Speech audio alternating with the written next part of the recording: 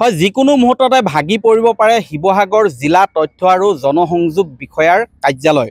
শিৱসাগৰৰ ঐতিহাসিক বৰপুখুৰীৰ পাৰত অৱস্থিত এই জিলা তথ্য আৰু জনসংযোগ বিষয়া কাৰ্যালয়টো বহু বছৰ ধৰি পুনৰ নিৰ্মাণ কৰা নাই, যাৰ বাবে ইয়াৰ আয়ুসকাল ইতিমধ্যে উকলি গৈছে।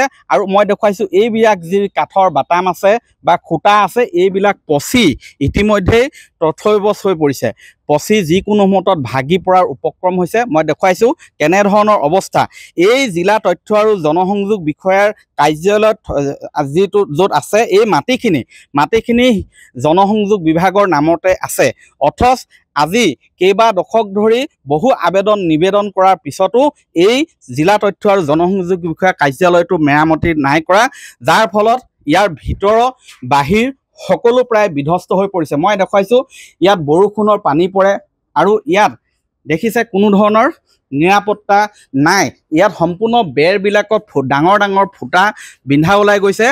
ইয়াৰ যিখন সেই ফ্ল'ৰখনো ভাগি বখলা এৰি গৈছে। কিন্তু ইয়াৰ পিছতো এই জিলা তথ্য আৰু জনসংযোগ বিভাগটোৰ কাৰ্যালয়টো কিয় পুনৰ নিৰ্মাণ কৰা নাই, তাক লৈ বৰ্তমান প্ৰশ্ন উত্থাপন হৈছে। আনকি ইয়াত ভালদৰে আচবাব থ'বলৈও ব্যৱস্থা নাই, আচবাব ইয়াত নাই, যাৰ বাবে ইয়াৰ যিসকল কৰ্মচাৰী সেই সকলৰ বিভিন্ন সময়ত সমস্যাৰ সন্মুখীন হৈ আহিছে।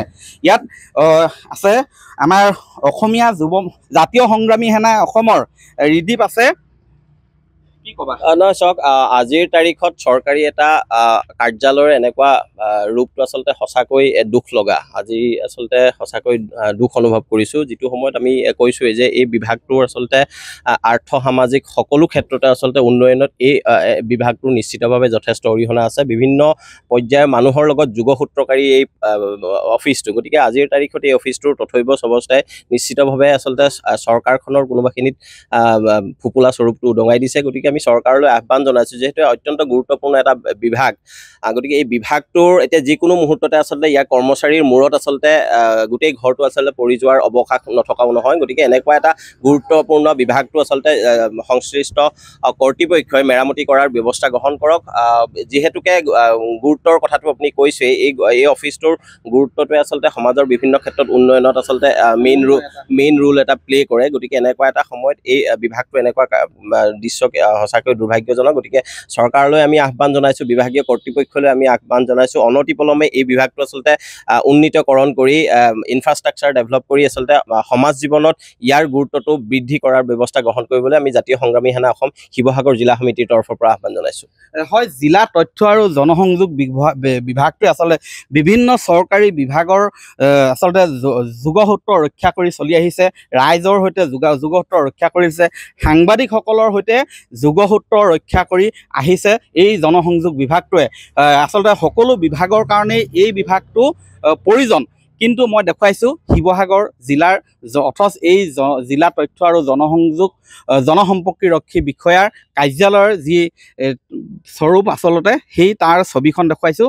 যিকোনো মুহূৰ্তত মই দেখুৱাইছোঁ এইবিলাক পচি হাউলি গৈছে, এইবিলাক বেকা হৈ পচি হাউলি গৈছে। এইবিলাক বহু পুৰণি কাঠৰ খুঁটা ইতিমধ্যে ইয়াত উঁয়ে খাইছে। এনেধৰণৰ অৱস্থা, যিকোনো মুহূৰ্তত হাউলি আচলতে পৰি ডাঙৰ দুৰ্ঘটনাও সংঘটিত হোৱাৰ আচলতে সম্ভাৱনাই দেখা দিছে। অনাগত সময়ত লক্ষণীয় হ'ব এই বিভাগটোৰ কাৰ্যালয় পুনৰ নিৰ্মাণৰ বাবে কি পদক্ষেপ গ্ৰহণ কৰিব। কাৰণ ইয়াত এই যিখিনি ভূমি এই কাৰ্যালয় আছে, এই মাটিখিনি প্ৰায় 2 কঠা মাটি জনসংযোগ বিভাগটোৰ অধীনতে আছে, তেওঁলোকৰ নামতে আছে। গতিকে ইয়াত এটা উন্নত বিল্ডিং নিৰ্মাণ কৰাৰ পূৰ্ণ আচলতে সুবিধা আছে, থল আছে। কিন্তু ইয়াৰ পিছতো কি কাৰণত এই জনসংযোগ বিভাগৰ যি কাৰ্যালয়, এই কাৰ্যালয়টোৰ মেৰামতি তথা নিৰ্মাণৰ বাবে ব্যৱস্থা গ্ৰহণ কৰা নাই, তাক লৈ বৰ্তমান প্ৰশ্ন উত্থাপন হৈছে। আপুনি বিচৰা বাতৰি পাব কেৱল নিউজ 18 এপত। নিউজ 18 এপ ডাউনলোড কৰিবলৈ স্কেন কৰক এই QR কোড। গুগল প্লে ষ্টৰতো পাব এই নিউজ 18 এপ।